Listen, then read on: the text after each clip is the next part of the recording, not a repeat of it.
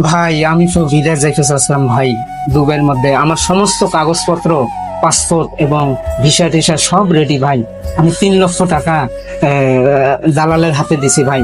আমি এখন বিদেশ যাইতে পারতেছি না ভাই। আমি এই যে দেখেন এয়ারপোর্টের এই যে ফুটপাতে আমি বসে আছি ভাই।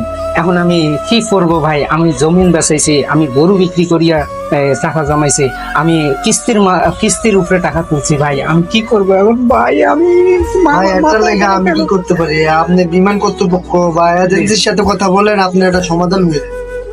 জি, তাহলে না, আমি কিছু করতে পারি। এজেন্সির সাথে আমি কথা বলবো নাকি? হ্যাঁ হ্যাঁ, আপনি এজেন্সির সাথে কথা বলে একটা মিটমাট করে ফেলুন। ঠিক আছে। ভাই প্রবাসী জীবনের কাহিনীগুলা এরকমই হয়।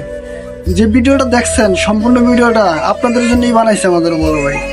কারণ বড় ভাই আজকে বিপদে পড়ে গেছে যে তার ঋণ পিন করে, যে প্রবাসী করে, যে প্রবাসী যাওয়ার জন্য ঋণ পিন করে 3 লক্ষ টাকা দালালের কাছে দিছে।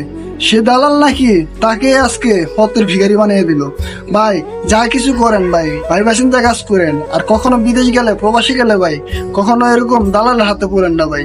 ভিডিওটা আপনাদের জন্য বানাইছে ভাই, ভিডিওটা সম্পূর্ণ ভিডিওটা দেখবেন। ভালো থাকবেন।